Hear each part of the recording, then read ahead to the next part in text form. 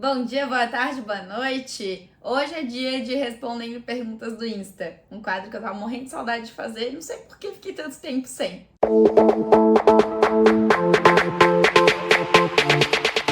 E antes de começar a responder, eu quero te pedir para clicar aqui embaixo no botãozinho de inscreva-se, para você receber notificação toda vez que sai vídeo novo aqui no canal, que acontece toda quarta-feira às 8 da noite. Deixa seu like, seu comentário. E agora bora para as perguntas do Insta. Eu vou começar com uma que todo mundo que empreende se identifica. Como não surtar sendo empreendedora? Bom, uma coisa que eu comecei a fazer e que eu devo fazer mais ainda, que eu já reparei que chegou o momento, é entender o valor da minha hora e aonde eu coloco os meus esforços. Então, muitas vezes a gente deixa de investir em coisas ou em profissionais, em delegar funções, por não ter o valor ali para investir. Mas se a gente retroceder, inverter esse papel, a gente vai conseguir ter mais tempo para fazer aquilo que a gente domina de fato, ganhar mais dinheiro com aquilo, do que perder as nossas horas com algo que a gente não domina. Eu falo isso por um exemplo próprio, assim, quando eu comecei, eu mesma fazia as minhas artes. Afinal, os meus posts, né, enfim. Afinal, eu tenho um breve conhecimento por ser publicitária, por ter me formado em publicidade e ter sido social media por um tempo, eu conseguia me virar no Canva. Mas eu não ficava feliz com o resultado daqueles posts. Então eu ficava horas e horas ali tentando melhorar aquilo, mas eu não ia conseguir porque o meu conhecimento com design é limitado. E aí, ao invés de eu usar essas horas que eu estava perdendo por algo que eu não gostava ainda no final, que eu me frustrava com o resultado, eu deixava de utilizar essas minhas horas para me planejar melhor, para usar melhor das estratégias, para atender novas alunas, para gravar vídeo, para editar vídeo, para qualquer outra coisa que eu domino. Então, muitas vezes a gente fica ali batendo na tecla de algo que a gente não domina e deixa de lado um tempo que a gente poderia estar ganhando dinheiro para investir no profissional. Então, às vezes é uma economia muito burra, sabe? De a gente deixar de investir em profissional, deixar de delegar uma função por não ter dinheiro. O nosso pensamento tem que ser ao contrário, a gente tem que inverter esse mindset aí. Então, é claro, a gente não vai conseguir logo no começo fazer grandes investimentos, mas estabeleça uma prioridade. O que hoje te toma tanto tempo que você poderia fazer um primeiro investimento para usar o teu tempo melhor e aumentar o teu lucro para pagar esse profissional. Outro exemplo que aconteceu comigo também. Quando eu fiz o lançamento do curso do Bora Agir, em setembro do ano passado, eu fiz todo o site sozinha. Eu pedi a ajuda da Fran, que é minha designer, para fazer a parte do visual, mas toda a parte de programação, tudo, eu fiz curso, eu fui atrás de registro, de pixel, de configuração, WordPress, coisas que eu não entendia nem um pouco. E eu perdi muito tempo fazendo pra um dia antes do lançamento o site cair. Saiu do ar, pense o meu surto, eu não tinha suporte porque eu tinha feito tudo sozinha. E além de me dar muita dor de cabeça, eu perdi muito tempo, que eu poderia estar gravando aulas, que eu poderia estar aperfeiçoando meu curso. Já esse ano, quando eu fiz o lançamento do método, eu fiz uma parceria com a Menzo, eu entreguei para eles tudo que eu queria e o resultado foi extremamente, além de mais rápido, muito mais do que eu imaginava. Então, vale muito a pena a gente tirar das nossas costas aquilo que a gente não domina. Eu digo isso por experiência própria e por ser uma pessoa extremamente centralizadora. Hoje em dia, as únicas coisas que eu consegui delegar foi design, o site do método e agora a parte de contador também, né? De tirar essa parte do financeiro tanto das minhas costas. Então, eu sei que eu preciso delegar mais para crescer mais, mas com o pouquinho que eu já venho fazendo, eu vejo a grande diferença que é. Então, eu estabeleci prioridades que não dava mais para eu seguir e passei para alguém. Ainda nessa questão de urgência, né? Eu tenho uma pergunta aqui que é como definir processos que funcionem. Sou a famosa urgência. Falando agora um pouquinho de processo, então, né? Nesse quesito de quem trabalha 100% sozinho. O que funcionou para mim foi buscar ferramentas de organização para me ajudar nesses processos e entender o que funcionava para mim ou não. Então eu testei o Notion, eu testei o Trello. Hoje em dia eu funciono muito bem com o Trello e com o Google Agenda. Então vai muito de pessoa para pessoa com o que você se adapta ou não, mas vale o teste de buscar essas. Tem diversas plataformas aí gratuitas que a gente consegue testar e ver o que funciona mais. Então, dessa parte de processo, é muito importante ter plataformas que vão te ajudar, porque a gente não consegue guardar tudo na cabeça, esquece isso. E também tem a questão do processo interno da sua empresa, né? Eu fui e vou aperfeiçoando a cada dia, conforme eu percebo que eu tô perdendo muito tempo com alguma coisa. Aí eu paro e penso, tá, como que eu posso otimizar o meu tempo aqui? E aí é muito de testar, de ver o que funciona ou não para você. Terceira pergunta: como entregar o conteúdo para não seguidores sem impulsionar? A resposta é única: Reels.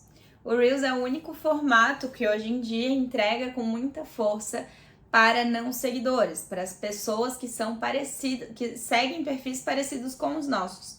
Então, se você segue alguém de marketing digital e você interage com essa pessoa, você provavelmente vai receber um conteúdo meu. Então, essa é a única maneira hoje bem efetiva de conseguir alcançar. Olha só esse gráfico que tem aqui do lado. A gente vai afunilando de fato. A gente tem primeiro o Reels com muito de não seguidores, depois o feed e só depois a gente vai ter os stories. Então, se você não tá afim de investir em tráfego pago, tá tudo certo, mas invista em Reels. Quarta pergunta: Mai, eu tenho tanta ideia que acabo travando, não consigo ter uma estratégia. Eu gostaria que esse fosse o problema de todo mundo, ter tanta ideia. A questão de não ter ideia normalmente é uma das maiores queixas, mas no caso dessa seguidora aqui, ela tem as ideias e acaba travando, não consegue aplicar a estratégia. Por que isso acontece? Porque quando a gente tem muitas ideias, a gente acaba querendo entregar todo o nosso conhecimento em um post e não tem necessidade. O Instagram não é um local pra gente colocar todo o nosso conhecimento em um post, senão aquilo vai se tornar um artigo e quem tá no Instagram não tá ali pra isso, né? A gente tá ali pra passar tempo. Então, comece pelo óbvio. Sabe aquele óbvio que você fala, não, isso aqui todo mundo já sabe? Teu público-alvo não vai saber. E normalmente esse tipo de post tão básico, tão óbvio, é o que mais traz resultado. Então, separe as suas ideias, divida as mais óbvias e comece por aí. Só depois tente aplicar estratégias. Não foque em estratégia mirabolante nesse momento que você tá travado. Próxima pergunta: demoro muito para criar posts. Vale a pena pagar ou invisto no Canva Pro? Tento mais um pouco? Então, é aquilo que eu falei sobre delegar, né?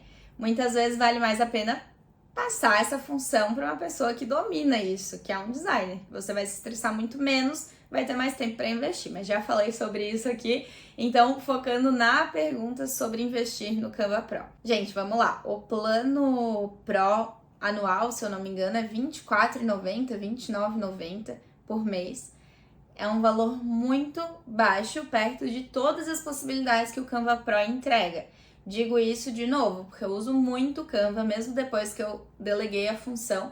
Eu utilizo o Canva para apresentações, para palestra, para material de mentoria, utilizo muito. E não abro mão de fazer esse pagamento do Canva, porque realmente vale muito a pena. A gente tem muitas funções liberadas ali. Então, se você não quer ainda ter que pagar um valor mais alto para um designer, você pode investir tanto no Canva Pro quanto em templates prontos, packs de posts. E pensando nisso, em facilitar a vida de quem ainda não tem esse valor alto de investimento para pagar um designer, eu criei um pack de posts totalmente adaptável para qualquer nicho, com 25 artes e 3 carrosséis infinitos, com aulas de como fazer o carrossel, como salvar, como cortar certinho. Bem legal, por apenas R$ 59,90. Eu vou deixar o link aqui também, caso você tenha interesse. E vamos para a próxima pergunta. Como trabalhar missão, visão e valores para atrair clientes? Missão, visão e valores são informações internas da empresa. Não indico jamais que você faça um post falando: essa é a minha missão, essa é a minha visão, esses são os meus valores. Tudo isso tem que estar intrínseco dentro do nosso conteúdo. A pessoa precisa ver um conteúdo seu e entender se você tem como missão transformar a vida de mulheres. Ela tem que bater o olho num conteúdo e entender se há um valor teu à ética, por exemplo. Então, tudo isso que você tem internamente para sua empresa precisa estar intrínseco dentro do teu conteúdo, dentro da essência daquilo que você está compartilhando. Como gerar desejo de compra?